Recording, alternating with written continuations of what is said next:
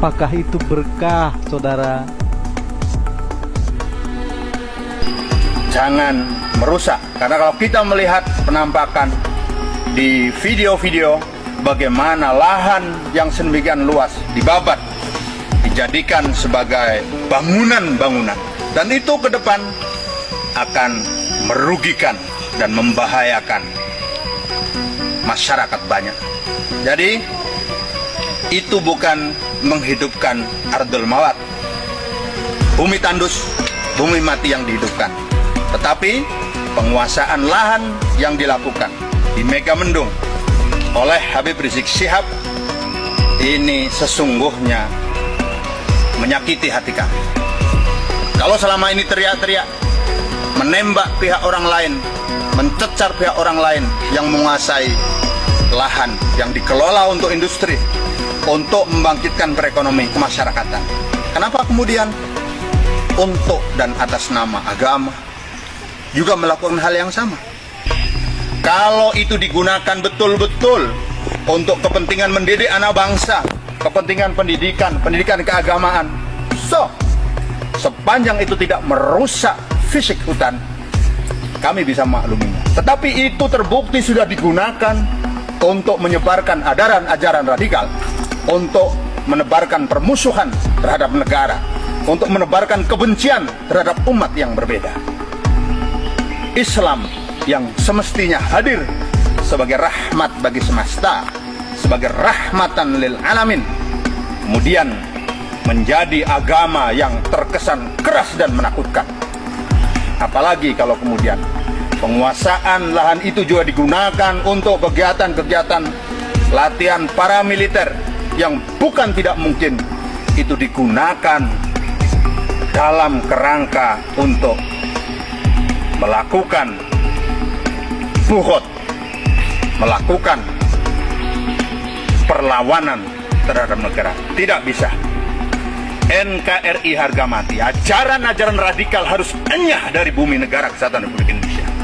Tidak boleh ajaran-ajaran Khilafatul Islamiyah akan meniadakan kebinekaan. Bagi kami rakyat Indonesia, Pancasila, Bhinneka Tunggal Ika, NKRI, Undang-Undang Dasar 1945 adalah harga mati yang harus dipertahankan, tidak hanya dengan tenaga, biaya, air mata, bahkan darah sekalipun. Berapapun harganya, demi tegaknya negara kesatuan Republik Indonesia, demi Bhinneka Tunggal Ika, demi Pancasila, demi tegaknya UUD 45, kita tidak akan mundur bersama-sama. Bismillahirrahmanirrahim. Melawan pemerintah yang syah adalah buhut yang itu boleh diperangi. Terima kasih. Assalamualaikum warahmatullahi wabarakatuh. Berasal dari mana? DNA-nya dari mana? Genetikanya dari mana? Ini adalah upaya sistematis. Untuk apa? Untuk menghilangkan ikatan emosional, terutama orang Sunda dengan leluhurnya. Kemudian orang lain datang dari negara lain ke sini, tiap hari membanggakan leluhurnya, tiap hari bercerita keunggulan leluhurnya, tiap hari kita harus mendengarkan riwayat-riwayat leluhurnya. Setelah itu kita bermahabbah pada mereka, menghormati mereka, mendewa-dewakan mereka, dan kita menganggap diri kita lebih rendah dari mereka.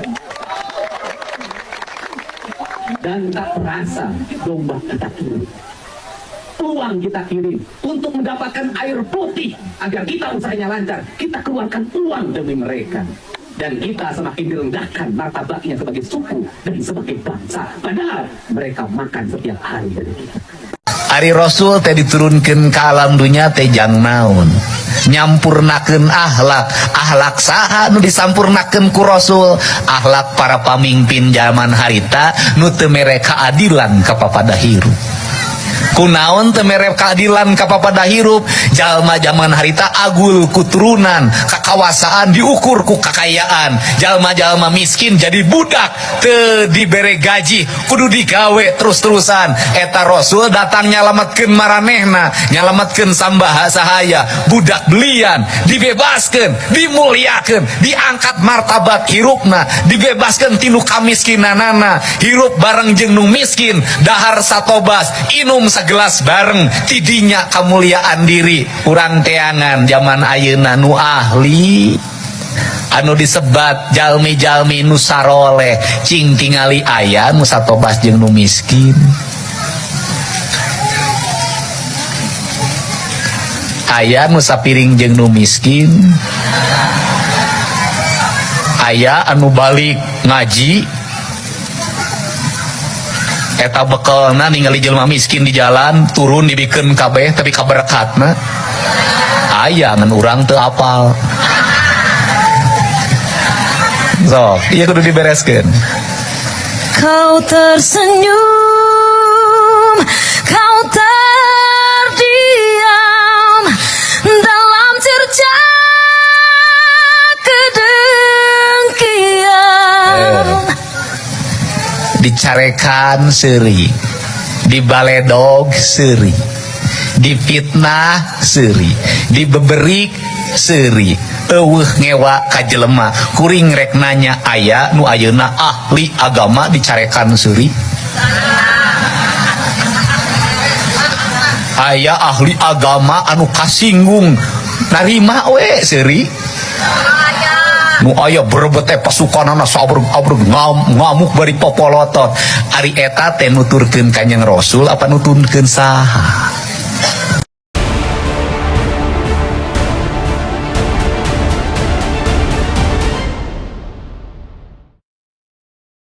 Assalamualaikum warahmatullahi wabarakatuh. Waalaikumsalam warahmatullahi wabarakatuh.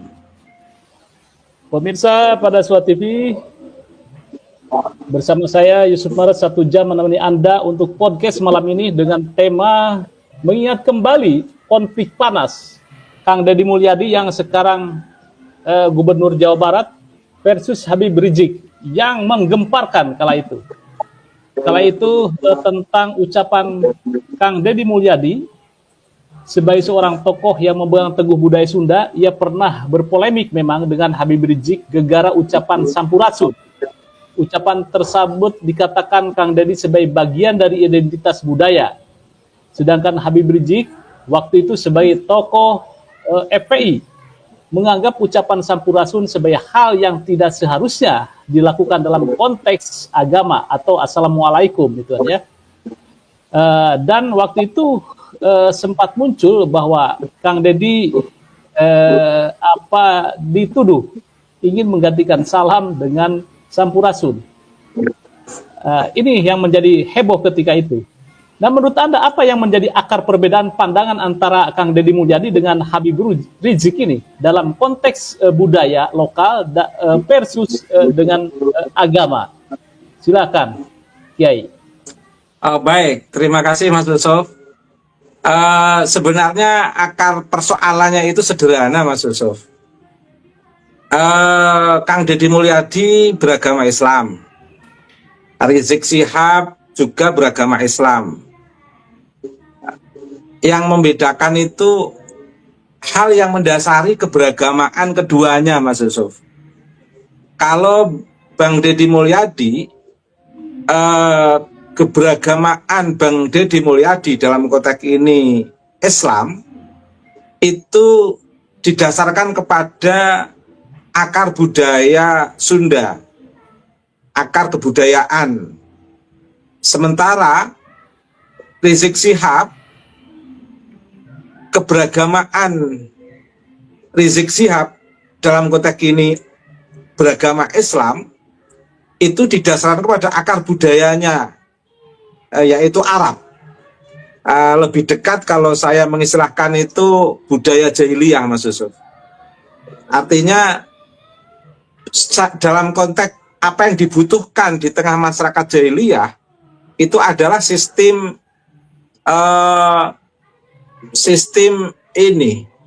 sistem kelompok yang mendominasi pikiran Habib Rizik Syihab sebagaimana bentuk sistem kelompok yang mendominasi masyarakat jeliyah pada saat itu.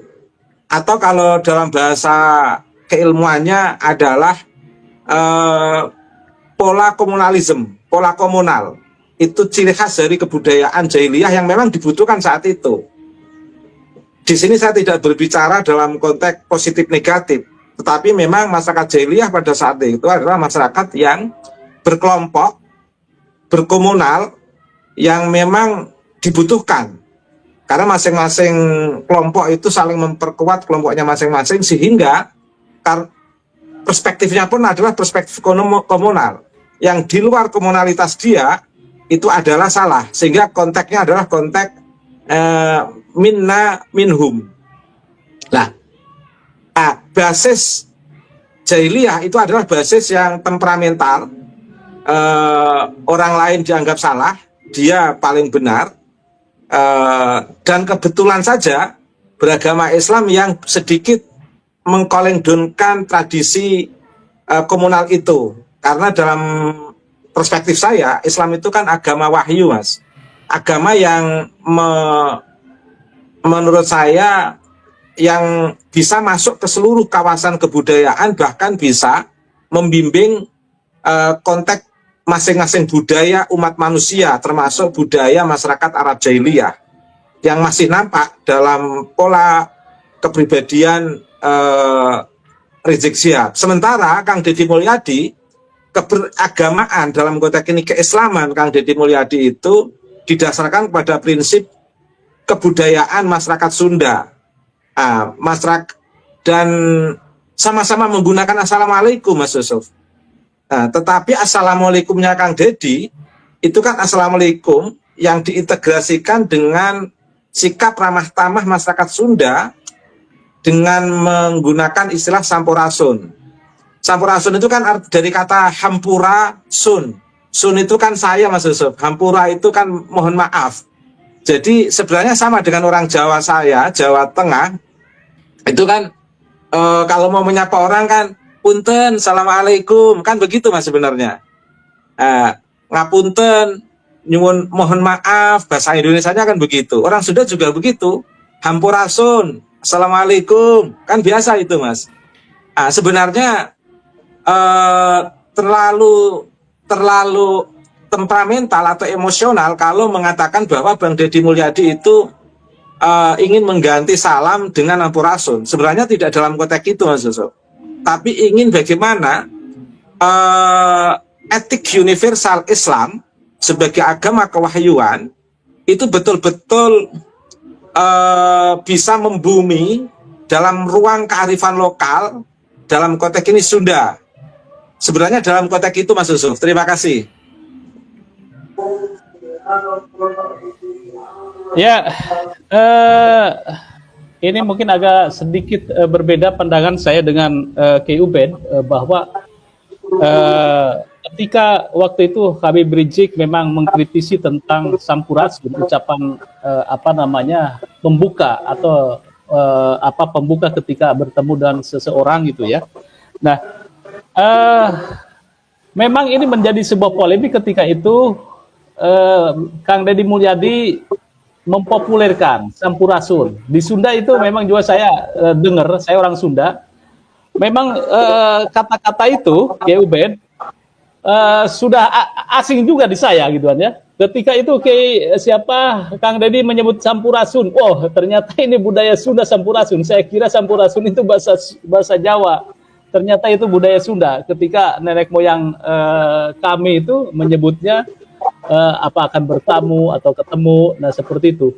Memang tadi yang menjadi sebuah sorotan oleh Habib Rizik, ini yang menjadi polemiknya adalah bahwa Kang Deddy ketika itu ada tuduhan bahwa ini akan mengganti Assalamualaikum dengan sampurasun. Padahal Assalamualaikum itu adalah kata yang paling sempurna. Dan kalau kita lihat juga Gus Dur ketika itu, kejadian Gus Dur itu mewacanakan Assalamualaikum sama dengan selamat pagi. Nah, keselamatan. Nah, ini menjadi sebuah protes lagi bahwa Gus Dur akan mengganti dengan Assalamualaikum. Nah, ini menurut saya ada beberapa perspektif yang berbeda. Yang salah satu Habib Rizik berbasis keagamaan, mungkin dengan kulturnya atau dengan budayanya, karena budayanya budaya yang strong terhadap teks Islam, bahwa Assalamualaikum ya Assalamualaikum, jangan diganti dengan yang lain. Terus yang kedua, masalah komunalitas. Saya kira semua orang membutuhkan sebuah sistem kehidupan yang komunal, tidak jahiliyah atau modern. Jadi saya kurang sepakat sebetulnya ini akar budaya Habib Rizik itu adalah lebih dengan KUB. Saya lebih meyakini bahwa karakteristik keberagaman Habib Rizik itu dipengaruhi oleh kultur organisasi yang ketika itu memiliki visi Akar komunal. Visi FPI itu kan bagaimana amar ma'ruf nahi munkar, strong gitu ya, keras terhadap sebuah kemungkaran dan juga beberapa hal yang menegakkan tentang ajaran-ajaran Islam. Itu yang saya lihat dari keduanya. Tetapi yang ingin kita bahas sekarang ini, bagaimana sebetulnya Islam itu hadir, kemudian ramah dengan lokal atau local wisdom. Islam itu turun, bukan di ruang hampa, tetapi berada pada komunitas yang luar biasa, komunitas yang beragam. Seperti Wali Songo, ada Sunan Bonang dengan gamelannya, kemudian ada Sunan Kalijaga dengan wayangnya, dan lain sebagainya. Nah, Anda bagaimana melihat konteks ini antara karakteristik Kang Deddy Mulyadi ini dengan konteks keadaan kehidupan keberagaman Islam? Silakan. Baik, sebelum saya menjawab pertanyaan yang kedua dari Mas Yusuf, saya ingin menambahi yang pertama tadi. Sebenarnya daya sapa ala Sunda Kang Deddy Mulyadi dengan Sampurasun itu sebenarnya bukan dalam konteks untuk mengganti, Mas, tapi dalam konteks fleksibilitas dalam wilayah pergaulan dan komunikasi di tengah masyarakat. Dalam konteks keberagamaan atau keberislaman kita itu tidak kaku lah, Mas. Dan itu sebenarnya yang dikehendaki oleh Gus Dur sebenarnya, ya, Mas. Yang kemudian disalahpahami oleh kebanyakan orang atau sebagian orang, seolah-olah Gus Dur ingin mengganti salam dengan selamat pagi. Sebenarnya tidak dalam konteks itu, Mas.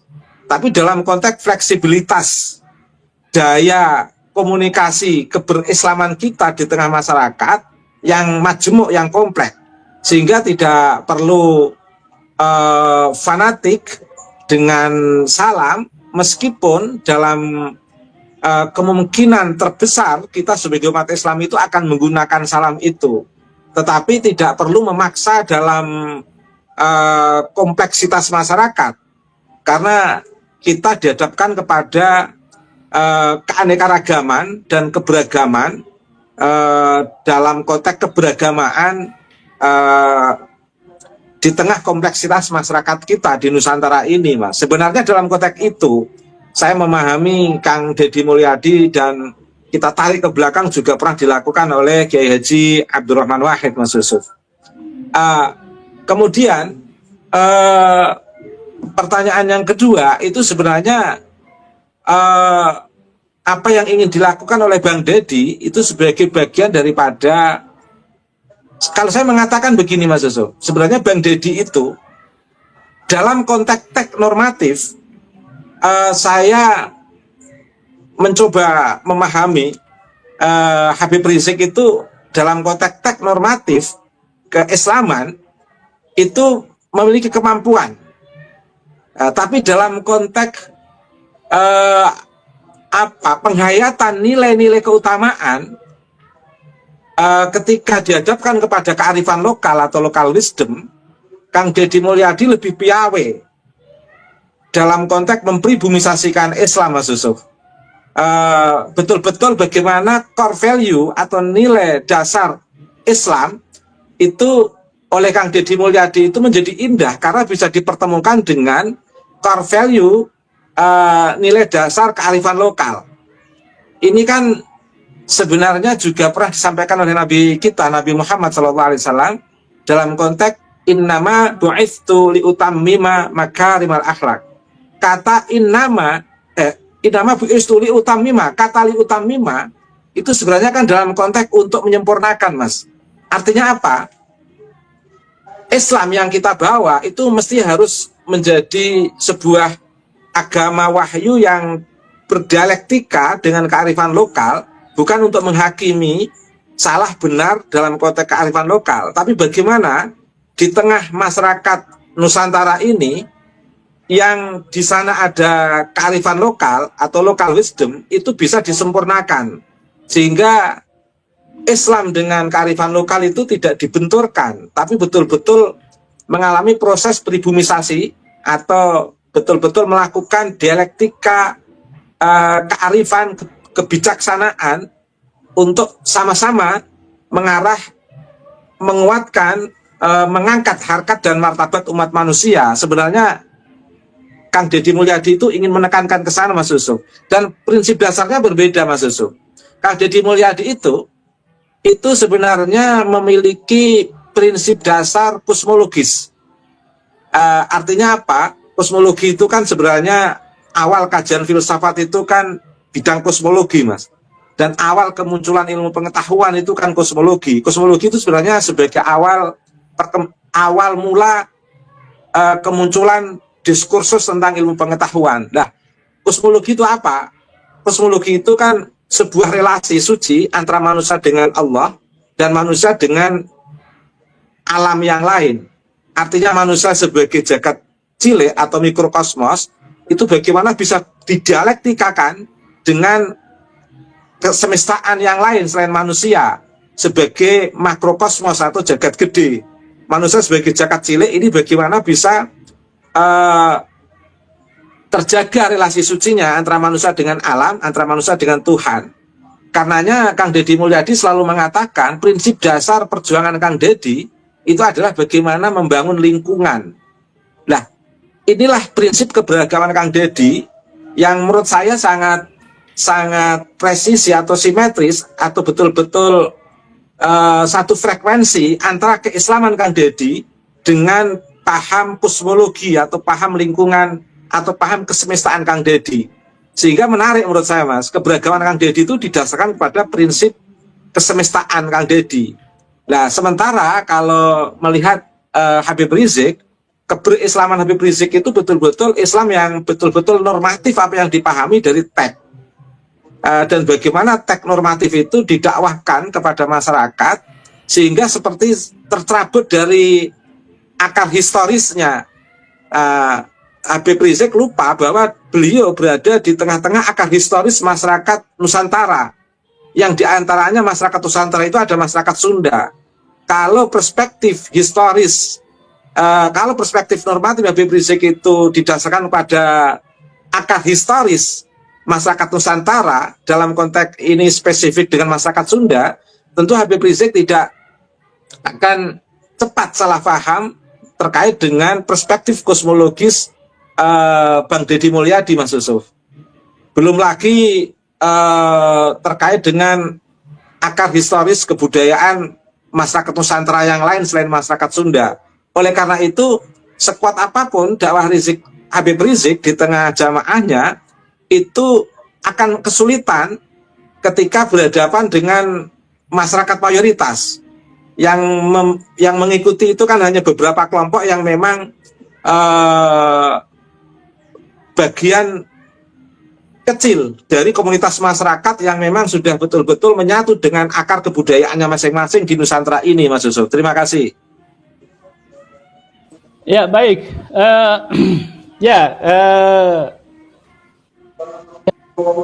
Memang karakteristik Kang Deddy ini menarik ini. Menariknya apa?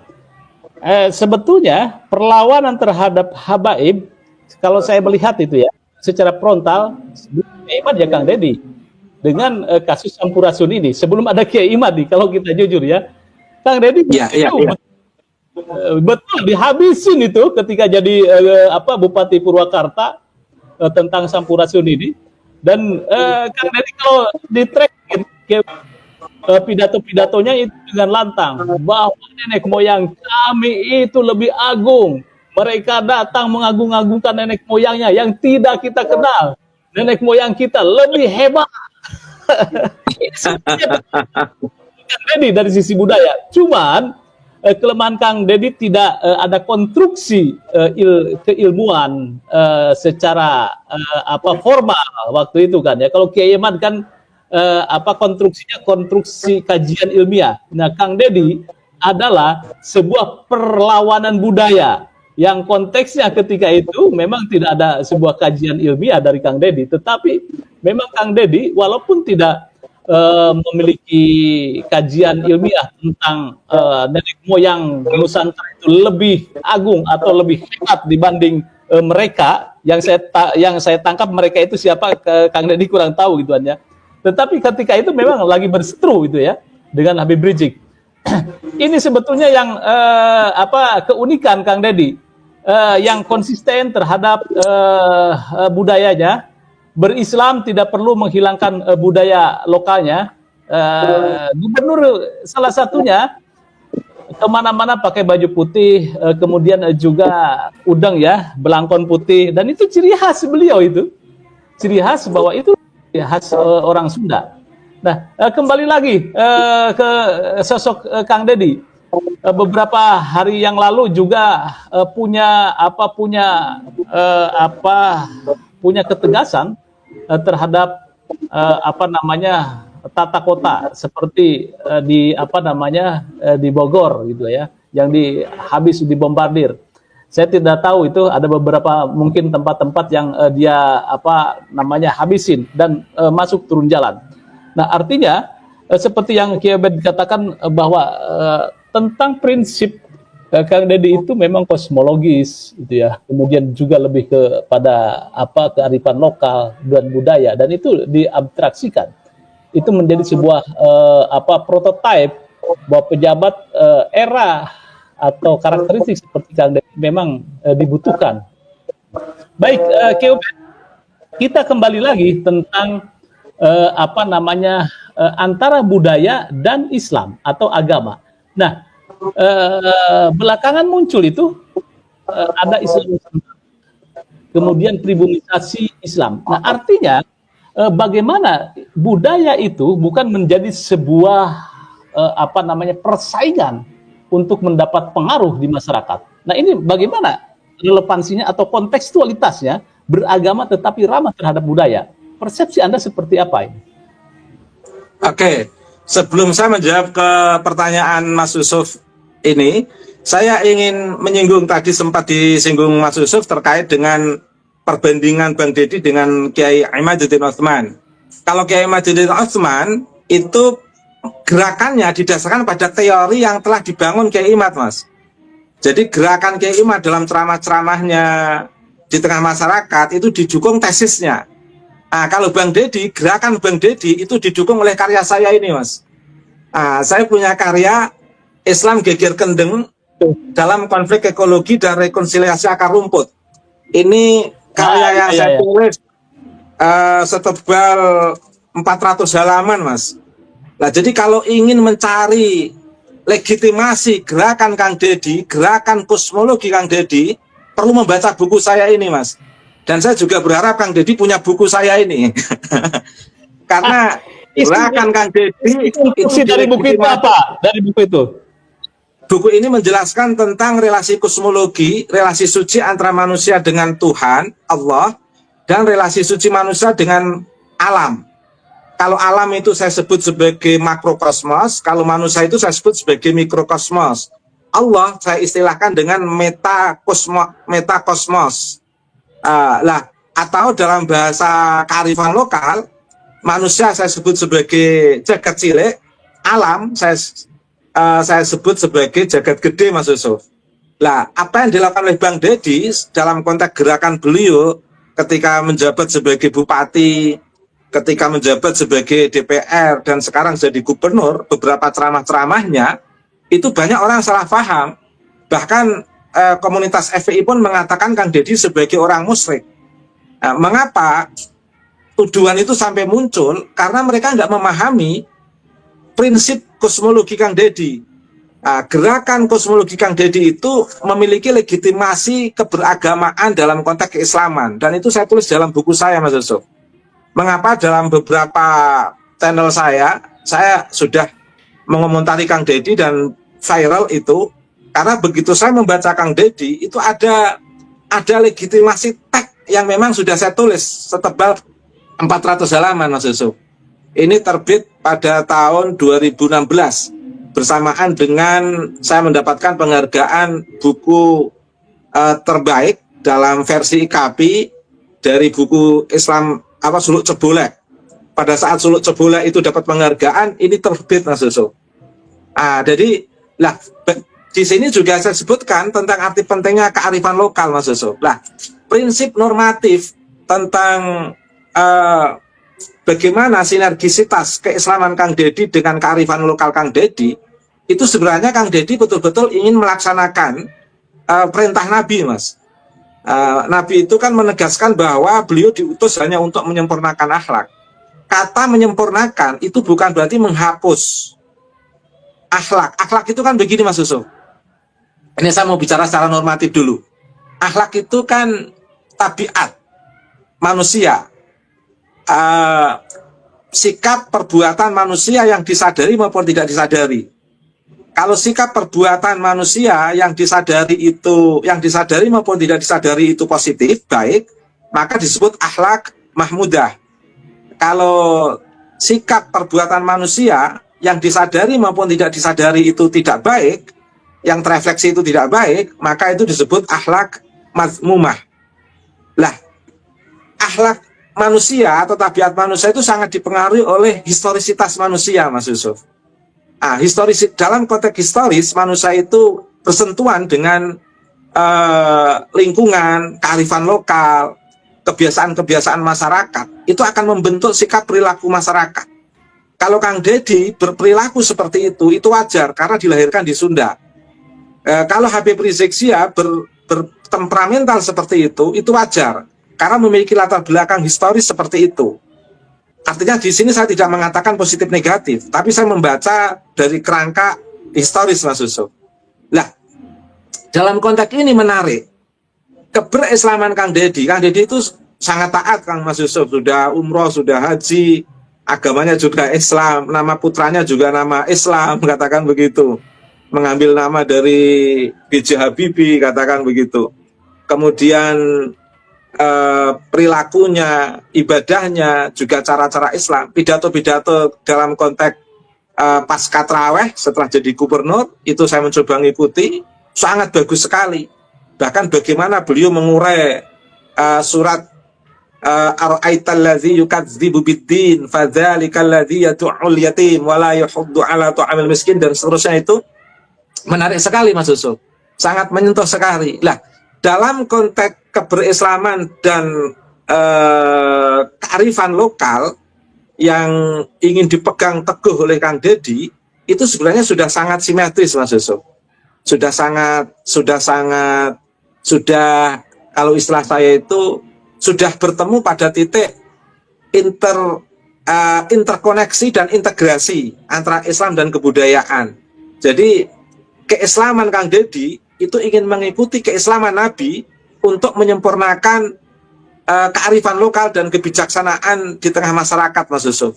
Bukan untuk mencerabut kearifan lokal. Itulah fungsi daripada rahasia makna daripada utammima, untuk menyempurnakan. Bukan untuk menghapus, bukan untuk meniadakan, bukan untuk menafikan. Karenanya hampir kita itu kalau sudah memahami prinsip teoritik perspektif kosmologi yang saya tulis ini, Mas Yusuf, membaca Kang Deddy itu sangat mudah, sehingga tidak akan salah paham dan sampai mengatakan Kang Deddy musyrik, itu tidak akan seperti itu, Mas Yusuf.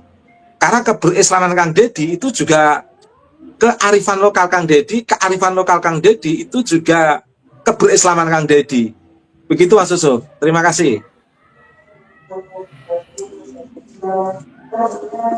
Iya, sekitar tahun 2015, 2016 memang ramai nih Deddy Mulyadi disebut musyrik, banyak membangun patung, kemudian juga biasa melakukan adat budaya. Kemudian saya lihat ketika kemarin pilkada, dia upacara kayak semacam memandikan ini ya, andong, bukan andong, kereta kencana lah. Kalau di Jawa itu kereta kencana, semacam kereta kencana.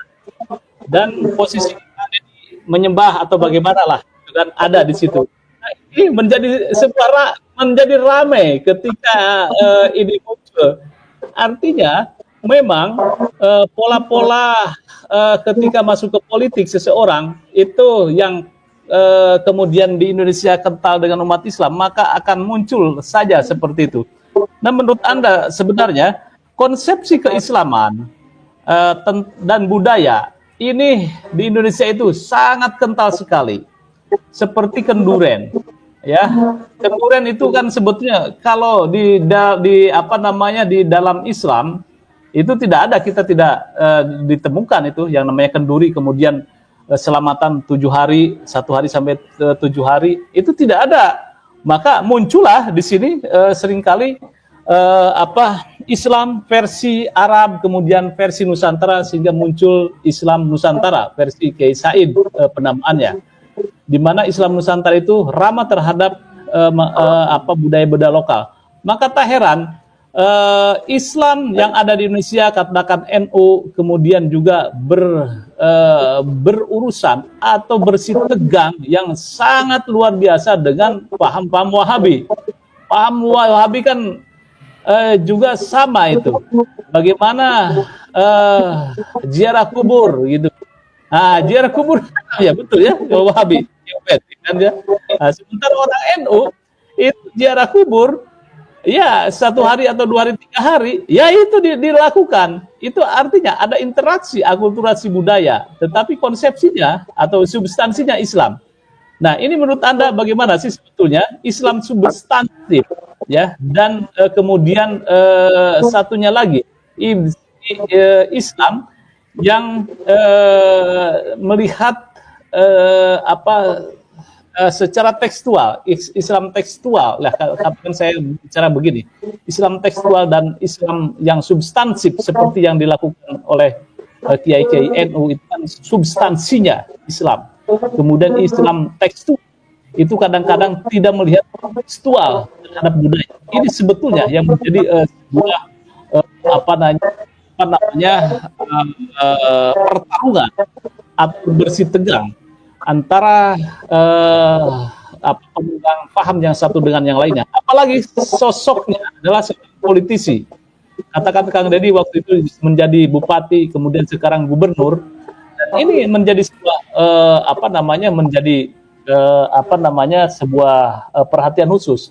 Tetapi belakangan apakah Anda melihat bahwa substansi itu atau tentang konotasi atau perspektif Kang Deddy itu musyrik, itu saya sekarang tidak melihat, tetapi lebih melihat bagaimana actionnya Kang Deddy itu masuk ke selokan, membunyi hangusan hibik gitu ya, yang di mana tuh, yang di Bogor dan sebagainya. Nah, ini bagaimana? Apakah umat Islam ini sudah sangat menerima terhadap akulturasi budaya atau bagaimana menurut Anda? Oke, terima kasih Mas Yusuf. Sebelum saya menjawab pernyataan yang panjang dari Mas Yusuf, saya ingin memulai dari konsep antara normativitas dan historisitas, Mas Yusuf. Jadi dalam keberagamaan seseorang, jadi dalam keagamaan seseorang itu ada keberagaman seseorang, Mas Yusuf. Keagamaan itu terkait dengan prinsip normativitas, keberagamaan itu terkait dengan prinsip historisitas. Siapapun, dalam konteks keagamaan siapapun, itu tidak akan pernah lepas dari keberagamaannya. Nah, keberagamaan didasarkan pada keagamaan, keagamaan tidak akan pernah meninggalkan keberagamaan. Prinsip normativitas seseorang dalam memahami agama itu tidak akan bisa lepas dari pengaruh prinsip historisitas seseorang yang mempengaruhi seseorang itu dalam memahami agama, Mas Yusuf. Karenanya perspektif Gus Dur itu akan berbeda dengan perspektif ilmuwan dari Timur Tengah. Ilmuwan dari Timur Tengah itu dilatar belakangi oleh normativitas dan historisitas mereka. Gus Dur memiliki normativitas dan historisitas Gus Dur sebagai masyarakat Nusantara atau masyarakat Indonesia. Ini teoritisnya begini, Mas Yusuf. Nah, oke. Termasuk di antara perspektif historisitas itu adalah respon kebudayaan, Mas Yusuf. Tentu saja seluruh umat manusia di bumi ini tidak bisa lepas dari kebudayaan. Kebudayaan itu sebenarnya jangan dipahami secara negatif, karena kebudayaan itu lahir dari suasana kondisi masyarakat untuk menjawab zamannya. Karenanya kebudayaan masing-masing umat manusia itu berbeda-beda sesuai dengan kebutuhan. Kalau kebudayaan masyarakat di daerah tropis tentu berbeda. Dia akan punya cara untuk merespon cuaca tropis itu, Mas, suhu yang tropis itu. Dan kebudayaan masyarakat Nusantara itu akan merespon dengan kondisi cuaca geografis masyarakat Nusantara. Jadi sama, misalnya begini, masyarakat Nusantara tadi disebutkan Mas Yusuf itu ada yang membuat patung. Patung itu dalam konteks Bang Deddy, kita kaitkan langsung dalam konteks Bang Deddy. Bang Deddy membuat patung itu sebenarnya suatu respon kebudayaan Bang Deddy yang sangat wajar, Mas Yusuf, untuk merefleksikan catatan sejarah, kenangan dalam bentuk patung. Itu tidak ada bedanya dengan konsep Arab. Kalau Arab itu kan mereka merespon kebudayaan mereka dengan cara membuat syair. Jadi begini, Mas Yusuf, orang Arab membuat syair itu apa bedanya dengan orang Arab dengan orang Indonesia membuat patung, Mas Yusuf? Kalau mereka membuat syair adalah merefleksikan budidaya rasa karsa mereka dalam bentuk syair. Lah Kang Deddy itu merefleksikan budidaya karsa Kang Deddy dalam bentuk patung. Nah, cuman memang patung di Indonesia itu tidak se ekstrim patung di kawasan Timur Tengah. Dalam konteks ini di Yaman, Mas Yusuf. Itu harus kita pahami bersama. Kalau di Yaman itu patung itu kan memang zaman dulu untuk sesembahan, Mas. Bahkan patung-patung di tanah Arab, di Jazirah Arab, masyarakat Arab itu dari kajian filologi Prof. Manahem Ali, itu mereka mengenal patung itu karena dari orang-orang Yaman, Mas Yusuf. Dan patung bagi masyarakat Yaman itu dulu memang untuk sesembahan. Masyarakat Yaman itu dulu memang penyembah patung, Mas Yusuf. Patung disembah. Nah, masyarakat Nusantara itu sebenarnya patung untuk simbol kebudayaan, Mas Yusuf. Jarang masyarakat Nusantara menyembah patung. Patung disembah itu kan di India, Mas Yusuf. Tapi kalau di Nusantara, patung itu sebenarnya refleksi kebudayaan murni untuk sebagai sebuah ornamen. Nah, sebagai sebuah ornamen artinya apa? Sebagai sebuah penanda yang menyimpan sebuah pengetahuan, kenangan. Itulah patung, Mas Yusuf. Sama seperti ibaratnya orang Arab membuat syair. Syair itu kan sebagai sebuah ornamen, tanda yang menyimpan pengetahuan. Jadi apa bedanya patung dengan syair? Sama sebagai penanda penyimpan pengetahuan sebenarnya, Mas Yusuf. Nah, Kang Deddy itu meskipun bikin patung, kita belum pernah melihat ritual Kang Deddy menyembah patung yang dibuat itu, Mas Yusuf. Nah, yang kita ketahui patung itu dari hasil pembacaan saya itu bagi Kang Deddy itu ya refleksi kebudayaan sebagai sebuah ornamen yang menyimpan pengetahuan dalam konteks khasanah Nusantara. Dan itu nggak ada bedanya dengan sistem syair-syair di Arab yang dibuat oleh orang Arab sebagai sebuah ornamen untuk menyimpan pengetahuan, penanda khasanah Arab yang menyimpan pengetahuan melalui syair-syair, Mas Yusuf. Jadi itu kalau saya boleh mencoba untuk menginterpretasikan apa yang menjadi kegelisahan Mas Yusuf. Terima kasih, Mas.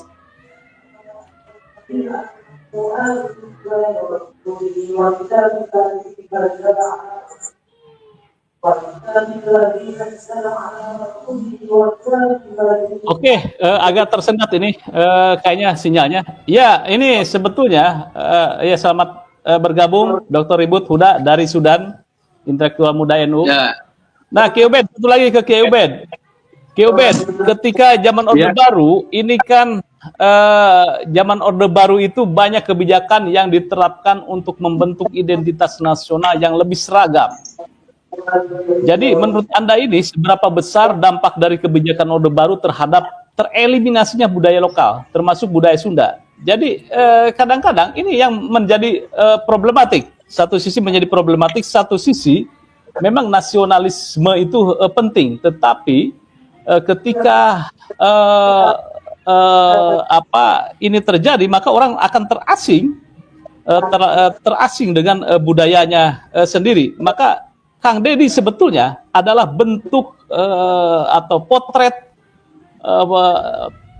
penentangan terhadap kebijakan Orde Baru yang menginginkan sebuah budaya yang seragam, tetapi tetap memegang teguh terhadap Bhinneka Tunggal Ika. Berbeda-beda tetapi satu tujuan. Kira-kira bagaimana menurut Anda, Ki Ubed? Kalau Orde Baru nggak usah dibahas, Pak, karena memang Orde Baru itu kan tidak hanya sistem birokrasi yang tersentral, Mas, ke salah satu titik kebenaran, yaitu kebenaran tunggal. Dalam konteks ini Pak Soeharto, yang saat itu betul-betul mengundang sampai Mas Susup yang masih muda saja pengen memberontak Pak Harto saat itu. Dan termasuk dalam konteks kebudayaan itu juga tersentral. Kalau ada laporan ke pusat dianggap kebudayaan masyarakat itu mengganggu stabilitas nasional, oh itu pasti langsung ditindak, Mas. Jadi semua wacana kebudayaan pun harus seragam, sebagaimana sistem birokrasi pun harus seragam. Sumber kebenarannya ya kebenaran penguasa di saat Orde Baru itu, Mas Suso. Ya tentu plus minus dalam konteks kenyamanan, ketenangan di Orde Baru, tapi dalam konteks ketidakpuasan, kegundahan, kegelisahan, dan kayak api dalam sekam, suasana-suasana hidup di Orde Baru itu, Mas Suso. Nah sekarang ini kelihatannya ada banyak hiruk-pikuk, konflik, tetapi menarik, ada banyak asana. Diskursus nasab misalnya, itu kesannya kan ada konflik, tapi menurut saya itu bukan, itu memantik perkembangan ilmu pengetahuan dalam peradaban Islam yang luar biasa, Mas Yusuf. Sehingga masyarakat itu dibikin cerdas, tidak satu kebenaran otoritatif. Jadi masyarakat Muslim itu betul-betul telah dibuka dengan kebenaran-kebenaran yang bersifat etik universal, tidak berada dalam ruang kebenaran yang otoritatif. Termasuk sebenarnya Habib Rizik itu kan produk Orde Baru, Mas, sebenarnya. Pam Swakarsa itu produk Orde Baru untuk menjawab problem keberagaman dengan refleksi yang cenderung agak euforia saat itu. Dan sebagai bentuk ketakutan pemerintah saat itu akhirnya membentuk Pam Swakarsa. Tapi sebenarnya tetap memiliki nilai positif, tetapi dalam konteks suasana yang bisa mencerdaskan ya era sekarang ini itu, Mas, era yang sangat terbuka sehingga semua orang bisa berdebat, berdiskusi. Toh kebenaran itu nanti akan bisa dirasakan oleh mereka yang emosional sekalipun. Contohnya misalnya seemosi apapun Tuan Mudakari, dia pasti dalam hati nuraninya akan menerima kebenaran yang bersifat etik universal. Mengapa disembunyikan? Ya karena memang dia pengen punya ruang. Kalau dia langsung setuju kebenaran yang universal, nanti dia nggak dapat komunitas nanti. Karena baru menikmati komunitas barunya Tuan Mudakari ini. Maka kita pun menganggap itu positif untuk proses pencarian Tuan Mudakari, untuk mendapatkan etik universal yang lebih mapan untuk hari-hari berikutnya, Mas Yusuf. Makanya kita sangat menghargai Tuan Mudakari dalam konteks balik badan, istilah Kiai Imat itu. Kita menghargai, tetapi kita yakin dalam hati nurani dan hari-hari ke depan dia akan merasakan apa arti prinsip etik universal. Sama seperti kebudayaan, Mas.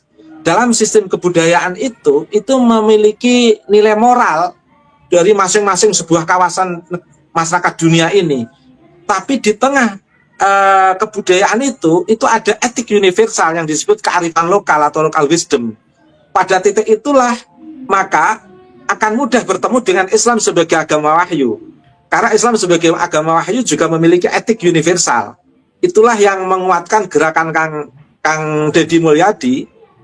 Ada rasa nilai keislamannya sekaligus ada rasa kearifan lokalnya, dan itu bisa bertemu dalam satu gerakan Kang Deddy. Tapi memang masyarakat yang menyalahpahami itu hanya akan menganggap Kang Deddy musyrik lah dan lain sebagainya. Tapi saya pastikan gerakan Kang Deddy itu memiliki legitimasi teks, dan itu saya tulis di buku saya 2016 yang udah lama lalu, Mas, 14 halaman ini.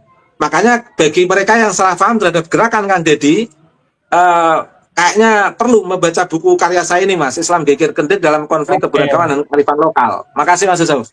Sekaligus iklan, iklan, Mas Yusuf. Ya. Tidak masalah gitu kan ya. Oke, ini selamat datang Dr. Ribut Nur Huda, intelektual muda NU yang ada di Sudan. Saya ingin melihat ini apa menurut Anda ini kan ya. Anda kan banyak lama di Timur Tengah, di Sudan, dan juga tentu akar budaya Anda adalah NU. Kemudian kemarin juga ada Islam Nusantara yang digaungkan oleh Kiai Said gitu ya. Ini perspektif Islam yang di Timur Tengah dengan perspektif Islam yang ada di Nusantara, ini perbedaan yang signifikan itu seperti apa ini, Dr. Ibu?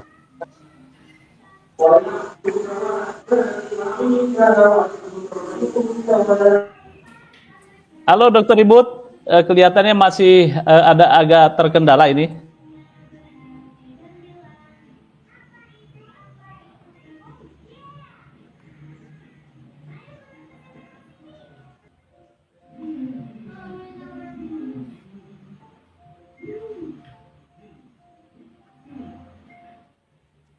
Atau kita lanjutkan untuk mengisi ruang kosong, Mas Yusuf? Ya, sebentar ini dia masuk. Ya, langsung ya. Nah, ya. Baik. Jadi masalah saya tanggap ya. Bismillahirrahmanirrahim. Assalamualaikum warahmatullahi wabarakatuh. Ini saya baru bergabung, menyapa dulu. Ada Kiai Ubedillah ya, yang selalu enjoy menemani diskusi dan gerakan pencerahan untuk umat dan bangsa ini. Tadi beliau juga telah menyampaikan ya, saya mendengar beberapa hal, dan persoalan masalah lokalitas ya, akar budaya lokal itu ya, saya seperti yang saya tahu ya dari pengalaman ke Mesir, ke Sudan, ke Emirat, ya, ke Saudi, ke Maroko. Saya membaca bahwa masing-masing negara, termasuk dalam hal ini negara Arab, ya, itu mereka juga membanggakan lokalitas, membanggakan lokal wisdom, kebijaksanaan lokal yang terbentuk melalui budaya.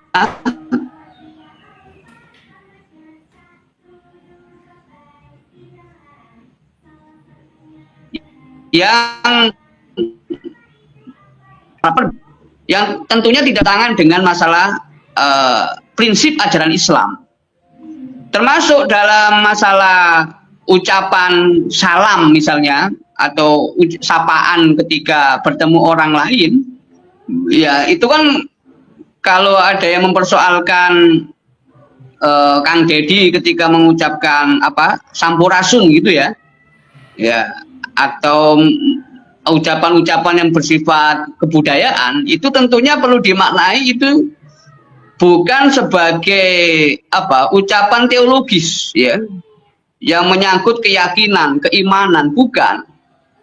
Ya, tetapi itu ucapan yang bersifat doa dengan bahasa lokal masing-masing.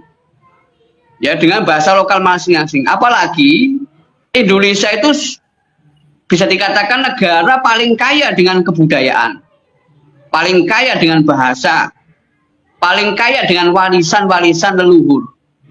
ya itu tentunya kekayaan itu, ya kekayaan budaya itu berimplikasi pada kekayaan peradaban Nusantara yang kemudian sudah diwadahi oleh NU dalam hal ini sejak kepengurusan Kiai Haji Said Agil Sirot melalui konsep Islam Nusantara. Ya termasuk Gus Yahya Stakuf, ya Ketua Umum PBNU, ya itu juga menyebut bahwa Islam Nusantara itu representasi dari moderasi beragama. Ya, moderasi beragama.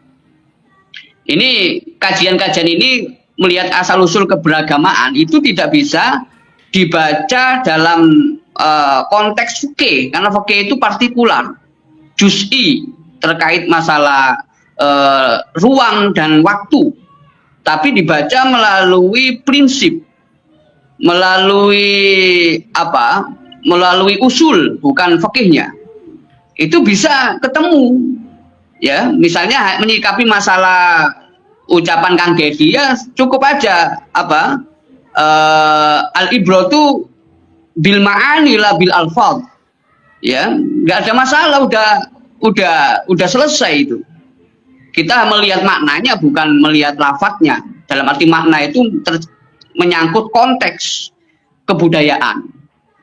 Nah kemudian di Mesir misalnya, di Mesir itu dulu di zaman Presiden Mursi itu ada sentimen untuk menghabiskan warisan-warisan patung, ya Ramses itu, patungnya Fir'aun, itu dianggap mengarah kepada syirik, sehingga ada semangat untuk mengganti otoritas keulamaan, ya di Al-Azhar yang sebagai acuan waktu itu diganti yang sepemikiran dengan semangat Ikhwanul Muslimin yang formalisasi syariat Islam itu. Kayak hal-hal berbau patung ini seperti kita melestarikan tradisi tradisi paganisme, ya menyembah berhala seolah-olah begitu, padahal ya tidak, itu warisan sejarah, itu peradaban. Bukan berarti kemudian Presiden Sisi mengajak orang rame-rame untuk memistifikasi patung misalnya, berdoa menjadikan patung sebagai tawasul misalnya, ya itu kan nggak ada begitu, itu kan dijadikan sebagai tempat wisata. Nah termasuk budaya-budaya lokal itu, karena kemajuan intelektual itu sudah bisa memfilter mana itu ranah keimanan, ya mana itu ranah hukum fikih, mana itu ranah kebudayaan, ya kebudayaan multikultural kayak kita hidup di Indonesia itu sudah bisa dipilah-pilah dengan perkembangan ilmu pengetahuan. Misalnya mengandaikan saja masalah identitas, batik itu kalau di luar negeri itu sudah menjadi promosi Indonesia, bagian dari promosi kebudayaan Indonesia. Jadi bukan pakai jubah seperti Habib Rizik, itu bukan, itu identitasnya bukan, tidak mewakili identitas Islam Nusantara gitu. Ya, misalnya kita orang Indonesia di luar negeri ya pakai jubah, itu nanti kan dikira Arab gitu. Maka itu perlu diperhatikan ya, kalau sholat sunnah misalnya, sholat Id, sholat Jumat sunnahnya pakai baju putih. Ya sholat Id sunnahnya pakai baju yang baru walaupun nggak putih. Lah kalau sholat Jumat pakai baju putih, pakai jubah, oke lah gitu. Tidak pakai batik. Tapi kalau rapat, pertemuan kebudayaan, dia pakai batik lah gitu. Nah, ini contoh saja, contoh bagaimana dunia keilmuan itu berkembang sehingga dengan ilmu itu keimanan seseorang itu bisa dikatakan terjaga atau tidak. Makanya jangan sampai ada narasi melawan kebudayaan. Dalam arti warisan budaya lokal yang ada di Indonesia itu. Nah ini jadi bedakan identitas lokal dengan identitas nasional dan identitas dalam hal ini identitas Arab. Ya kalau pakai baju putih-putih, jubah-jubah itu kan ya ke Arab-Araban gitu loh ya. Nah oke lah kalau kita menghidupkan bahasa Arab sebagai bagian dari unsur penting ajaran Islam. Tapi kalau budaya Arab dari pakaian, ya apalagi sampai pakai bahasa Arab untuk menggeser bahasa lokal itu yaitu apa, jangan sampai terjadi. Nah, ini yang saya perhatikan, termasuk di negara-negara Arab Afrika Utara ya, yang notabene ada percampuran antara Arab dengan benua Afrika ya, masyarakat berkulit hitam itu juga budayanya juga luar biasa. Ya, budayanya luar biasa. Misalnya kalau ada orang ziarah kubur mengelilingi kuburan, apakah berarti dia tawaf kayak di Mekah? Ya kan tidak juga itu. Ya, itu perlu pembahasan yang tafsili, yang rinci. Jadi tidak simplistis, tidak menyederhanakan persoalan. Ini enggak Islam, ini mau merubah ajaran Islam, ya tidak begitu. Ya, jadi kalau masalah kebudayaan ini lebih tepatnya ya, konsep-konsep yang digunakan itu adalah bagaimana cara pandang kita terhadap kehidupan, ya, cara pandang kita terhadap dunia yang sekarang ini sangat majemuk ya, sangat heterogen. Bukan fikih-fikih yang galak-galak begitu. Fikih yang galak pun ya juga tidak mempersoalkan masalah lokalitas di Nusantara selama itu tidak bertentangan dengan ajaran yang qot'i. Ya, ajaran qot'i. Nah, ini saya juga menjelaskan persoalan ini ada dalam buku Sanad Peradaban. Kalau ada yang ngetik buku Sanad Peradaban itu ada di internet ya. Walaupun tidak berupa PDF langsung, tapi bisa dibaca lah itu bagaimana Islam Nusantara itu merupakan representasi dari sanad peradaban. Ya, memiliki silsilah bagaimana secara keilmuan itu betul-betul mencerminkan Ahlul Bait. Dalam ini adalah keilmuan Sayyidina Ali. Ya, kalau Maimun Zubair yang pernah dikutip oleh Pak Nusron Wahid itu, Mbak Maimun pernah kata Pak Nusron Wahid itu, Mbak Maimun kalau masalah ilmu belajarlah kepada Sayyidina Ali. Kalau masalah politik belajarlah kepada Muawiyah.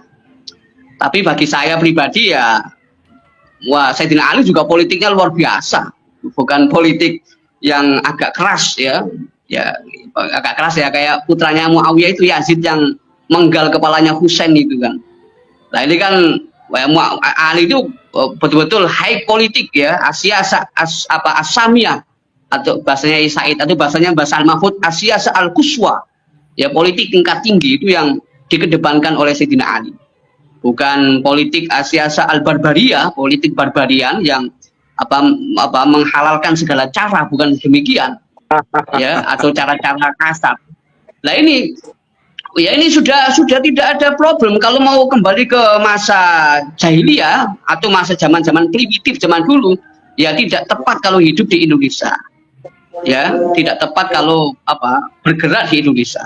Jadi Indonesia itu sudah majemuk dan tinggal bagaimana dakwah itu bisa dilanjutkan dengan prinsip bitadarruj, bertahap, dan adamul haraj, tanpa melukai, tanpa menyakiti. Sementara itu masukan dari saya, Pak Yusuf. Oke, baik, ini menarik ini bagaimana pertautan budaya di Nusantara dan Islam, kemudian juga di Timur Tengah, dan juga ternyata lokal wisdom menjadi sebuah acuan juga, menjadi sebuah perhatian juga oleh umat beragama Islam khususnya di Timur Tengah dan juga tentunya di Indonesia. Nah, kalau menurut Dr. Ribut, ini bagaimana sih sebetulnya head to head atau hadap-hadapan antara budaya dan Islam itu seperti apa nih sebetulnya ke depannya? Apakah ini akan menjadi sebuah problem ketika budaya berhadapan dengan agama-agama atau dalam hal ini katakanlah Islam itu ya? Ya, relasi agama dan budaya ini sudah banyak diperbincangkan ya, termasuk di sekolah-sekolah ya, yang menyiapkan kader-kader umat Islam Nusantara supaya tidak kontraproduktif dengan budaya, artinya supaya tetap bisa akomodatif dengan budaya sebagaimana sudah dilakukan oleh Wali Songo ya. Itu kalau kita melihat orang yang punya pemahaman agama baik, pemahaman agama yang baik, pemikiran yang bagus ya itu tentu tidak akan pernah dengan semerta-merta menggunakan ucapan ulama untuk dieksekusi melawan budaya. Ya, saya kasih contoh saja. Ini contoh di Prancis, orang yang menyembelih tukang gambar karikatur Nabi itu kan disebut orang dari negara Sisan. Orang dari Sisan itu dia datang di Prancis nyembelih orang yang membuat karikatur Nabi, dibunuh dia itu.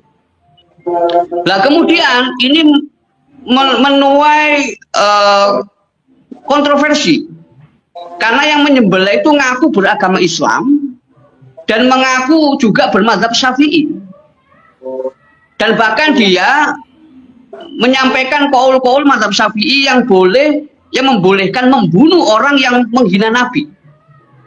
Lah itu bagaimana kalau dipandang oleh ulama-ulama moderat? Saat itu yang memberikan respon itu ulama Al-Azhar.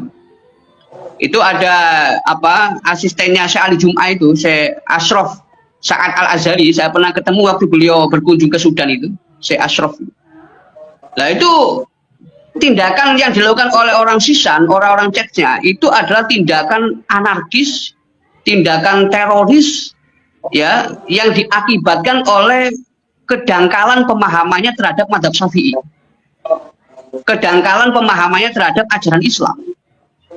Ya, kalau bahasanya Imam Al-Qarafi itu dari mazhab Maliki itu, man afta ala ma fi butul kitabi faqad dhalla wa adall.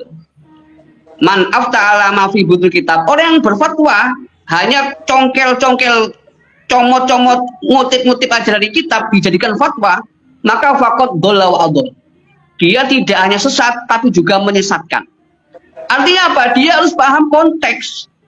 Paham konteks itu dia harus paham sejarah.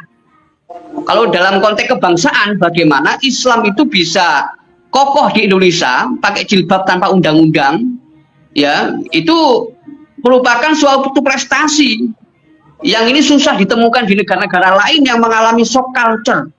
Ya kayak di Maroko itu ada shock culture, di mana saya waktu di Maroko itu melihat ketika ziarah ke makam, misalnya ke makam ke makam Ibnu Ajurum yang ngarang Ibnu Jurumiyah, ya, kemudian di Marrakesh dan di Fes itu, di Marrakesh juga ada makam Imam Jazuli yang menulis kitab Dalailul Khairat, ya, dan seterusnya. Mereka itu ziarah ke makam itu kalau satu keluarga antara ibu dan anak perempuan, ya, yang ibunya itu pakai jilbab, yang anaknya itu pakai pakaian ketat, pakaian biasa, nggak pakai jilbab, ya, ya kayak orang-orang Barat itu. Walaupun Maroko disebut baratnya Arab, ya, karena sebelahan dengan Spanyol, berdekatan dengan Prancis. Ya, kiblat budayanya tarik menarik antara Islam dengan ke Barat. Gitu. Nah itu kan shock culture itu. Artinya mereka itu sudah jadi cara pakaiannya itu udah kayak kalau pakaian kayak ibunya pakai kerudung itu dianggap kampungan barangkali begitu. Nah, Indonesia tidak. Bagaimana masyarakat itu yang muda-muda itu bisa melanjutkan orang-orang atau para pendahulunya, orang tua, guru-gurunya masih pakai jilbab. Jadi tidak gampang dengan terpengaruhi oleh teror budaya. Ya, ini bukan teror budaya yang katanya Pak Soleh Basari, ya, Dr. Soleh Basari, masalah nasab, bukan. Ya, teror budaya dalam hal muamalah kita sebagai masyarakat yang beragam, ya. Saya mengutip perbincangan Dr. Soleh Basari itu masalah nasab sebagai teror budaya itu cuma di Indonesia aja. Ya, kalau Pak Alawi membangun komunitas organisasi di Arab barangkali akan muncul juga teror budaya itu. Ya, ya, tapi nggak terjadi di Arab itu. Ya, itu mereka cuma forum silaturahmi aja. Jadi ini saya menyampaikan, jadi Islam di Indonesia itu sudah luar biasa. Jadi tidak perlu untuk menganulir atau menghapus warisan-warisan lokal, biarkan itu berjalan.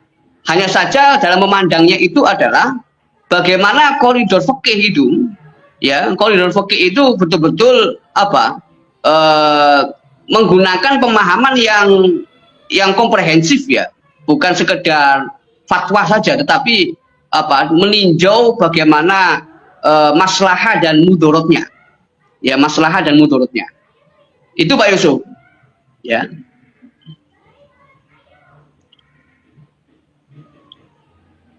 Terima kasih, udah 1 jam. Saya ke Kiai Ubedillah. Kiai Ubedillah, mungkin ada closing statement atau mengomentari terhadap Dr. Ribut yang memang kalau kita lihat di era globalisasi, memang ada kekhawatiran bagaimana budaya lokal itu tergerus, dan Deddy Mulyadi ini sangat sadar betul bagaimana budaya lokal ini tidak tergerus, dan konteksnya juga tidak berlawanan dengan agama, tetapi agama menjadi substansi atau inspirasi menghidupkan budaya lokal tanpa ada sebuah pertentangan antara agama dan budaya. Itulah sosok yang saya lihat di diri Deddy Mulyadi. Silakan Kiai Ubedillah. Terima kasih untuk konteks Dr. Ribut is the best. Saya sangat mengapresiatif beberapa hal yang disampaikan, sangat maslahah Mas Yusuf. Saya hanya ingin menambahi dalam closing statement ini, Bang Deddy Mulyadi dalam konteks keberagamaan dan keberislamannya itu saya kira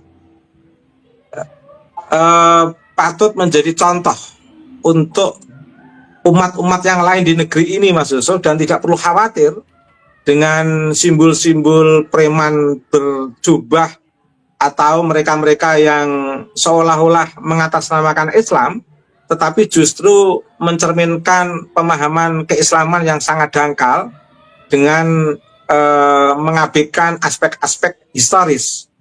Sebenarnya kita itu punya modeling, Mas Yusuf, dalam konteks normatif keislaman kita punya model, yaitu Al-Mustafa, Al-Mujtaba, Al-Murtada, Al-Muntaka, Habibil Mahbub, Syafil Ilal, wa Mufarijil Kurub, Sayyidina wa Maulana Muhammad sallallahu alaihi wasallam.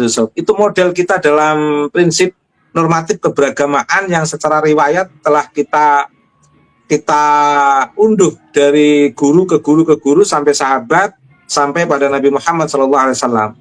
Nah, dalam konteks kebudayaan historis kita juga punya model, Mas Yusuf, yaitu Wali Songo. Yang telah ditegaskan oleh Gus Dur sebagai bentuk pribumisasi Islam Wali Songo itu, yang itu cukup menghiasi perspektif kita pada saat kita membaca kitab kuning, Mas Yusuf. Artinya begini, saya yakin kalau warga Nahdien atau umat Islam secara keseluruhan membaca teks tentang jihad di dalam fikih, murni di dalam fikih, mungkin 80% akan menerima pola-pola keislaman yang bersifat konfrontatif dalam menghadapi mereka yang diasumsikan telah telah menjadi musuh Islam. Dan meskipun asumsi mereka yang menjadi musuh Islam itu didistorsi oleh kehendak kuasa tokoh-tokoh tertentu, dan umat Islam akan mudah terpancing, Mas, kalau hanya berhenti pada perspektif teks fikih dan jatuh pada ketokohan yang mengarah pada kehendak kuasa. Ini repot. Kalau pengetahuan yang dianggap sudah paling benar oleh seseorang dari teks kemudian didukung oleh doktrin ideologis dari tokoh-tokoh tertentu, wah, ini bisa menjadi api yang membara untuk melakukan konflik atas nama agama, Mas. Tapi mengapa di Indonesia tidak terjadi? Karena masyarakat kita sebelum membaca teks itu sudah terkondisikan oleh budaya pribumisasi Islam, Mas. Sehingga perspektif teks tentang jihad dari kitab fikih itu diintegrasikan, diinterkoneksikan dengan kearifan-kearifan lokal atau prinsip-prinsip pribumisasi Islam. Inilah pentingnya Wali Songo dalam hasanah keberagamaan yang betul-betul memiliki prinsip normatif yang bersumber dari Nabi dan betul-betul kuat di dalam memahami secara historis dalam konteks untuk mengkontekstualisasikan Islam di tengah budaya masyarakat Nusantara ini, Mas Yusuf. Nah, meskipun demikian kita tetap kaya dengan aturos yang telah mengambil ikon dari Mbah Nawawi Al-Bantani, Mbah Mahfud At-Tirmizi, dan ulama-ulama Nusantara yang lain. Ini menarik, Mas. Jadi warga Nahdien atau umat Islam di Nusantara ini itu keren menurut saya, Mas. Pertama, punya model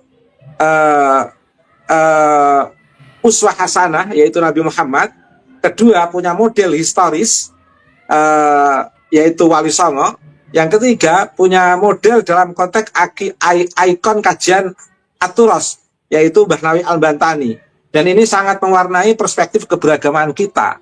Makanya kalau ada komunitas dalam konteks ini, misalnya Habib Rizik Syihab, itu paling yang mengikuti mereka-mereka yang tidak pernah mengikuti hasanah yang saya sebutkan tadi ini, Mas.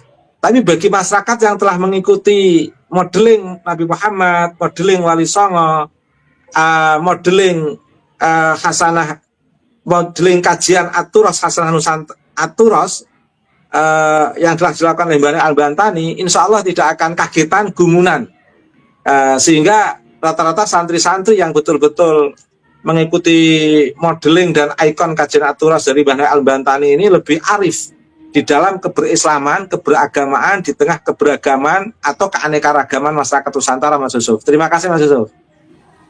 Baik, Dr. Ribut, ada closing statement, silakan.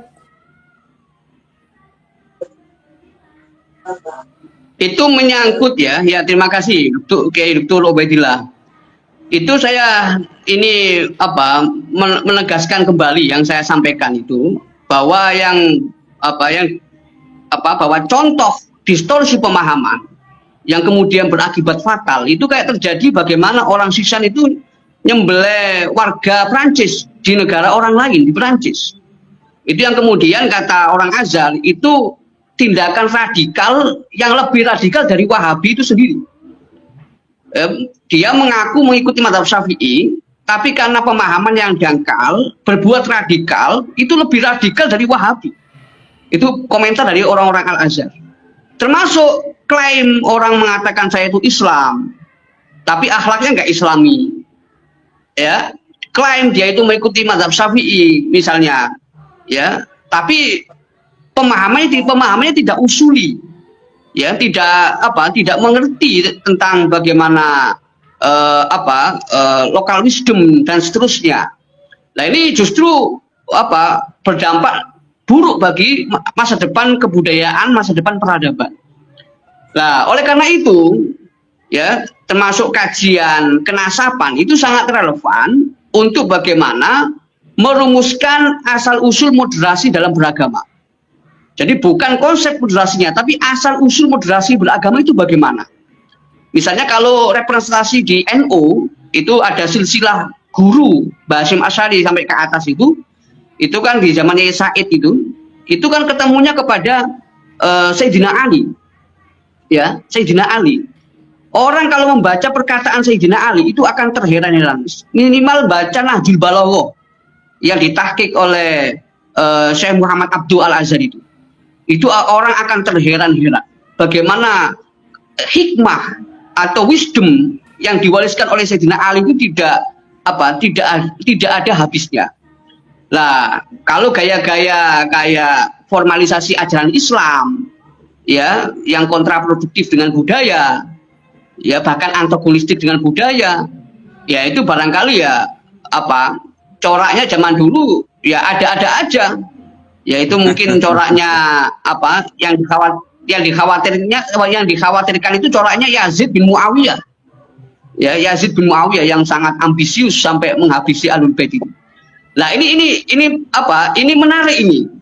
Ya, ini menarik karena apa? Karena orang yang punya pemahaman bersanad, ingat ini bukan riwayatnya ya, tapi pemahamannya. Kalau pemahamannya bersanad, otomatis riwayatnya juga bersanad dan tidak sebaliknya. Ya, kalau diroyahnya itu punya sanad, wah kita yakin ke depan ini akan banyak generasi-generasi yang punya pemahaman moderat bimaknal kalimah dalam arti yang sesungguhnya, bukan hanya klaim semata.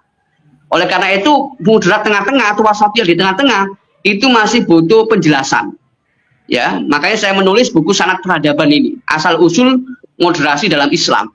Ya, ini akan saya teruskan lagi di buku-buku yang lain. Jadi kalau Kang Deddy itu kalau beliau berjuang untuk lokalitas, itu justru adalah kewajiban. Ya, kalau kita nggak punya lokalitas, kita nggak punya sejarah, Indonesia ini akan mudah diganti identitasnya, kayak negara-negara Arab ini pertarungan identitas, bukan kolaborasi identitas. Sedangkan kita ini harus akomodatif, ya akomodatif. Oke lah kalau pakai baju model-model Yaman, silahkan lah, ya tapi jangan sampai kesannya itu mempertentangkan ya budaya Sunda dengan budaya Islam, itu jangan. Ya, ini aja Pak Yusuf, closing statement dari saya. Jadi hindari distorsi pemahaman. Iya. Terima kasih. Ya. Terima kasih. Menjaga keberagamaan dalam kerangka agama adalah keharusan. Contoh konkretnya di Indonesia seperti perayaan Maulid Nabi yang dilaksanakan dengan nuansa budaya lokal. Itu banyak sekali. Ini adalah bukti bahwa agama dan budaya bisa berjalan beriringan tanpa konflik. Dan juga kita harus belajar bagaimana tentang moderasi agama. Nanti kita akan berbicara tentang bagaimana sanad peradaban ini sepertinya menarik. Bagaimana sanad peradaban ke depan dan konflik budaya terutama sekarang yang terjadi dengan kebijakan Donald Trump sebagai Presiden Amerika, dan beberapa pengamat mengatakan Sanad peradaban dipecah Mas Yusuf, menarik Mas Yusuf itu Mas. Iya, betul. Akan terjadi benturan budaya dan peradaban. Terima kasih para netizen. Selamat kepada Kang Deddy Mulyadi sebagai Gubernur Jawa Tengah. Ini gubernur saya ini. Saya bangga dengan Kang Deddy yang turun gunung ke selokan-selokan dan menegur dan melarang untuk karya wisata anak-anak sekolah gitu kan. Cukuplah, jangan study tour gitu kan ya. Udah nggak ada study tour gitu kan ya. Paling karya wisata dan itu bayarnya udah di luar sekolah gitu kan.